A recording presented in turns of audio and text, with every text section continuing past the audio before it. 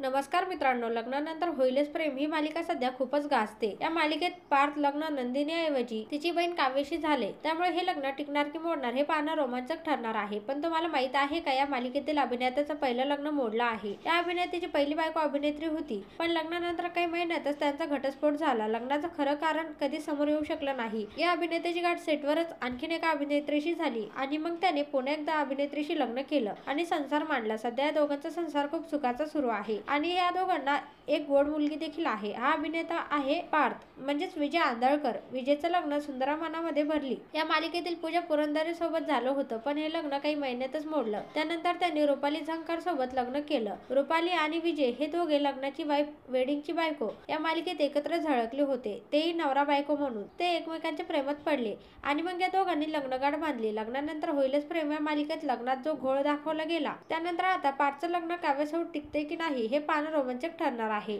तर मग तुम्हाला नवीन जोडी पार्थ आणि काव्या ही आवडली का? जीवा आणि नंदिनीची जोडी तुम्हाला जास्त आवडली का? पार्थ आणि काव्याची कमेंट मध्ये आवर्जून सांगा आणि चॅनलला सबस्क्राईब नक्की करा।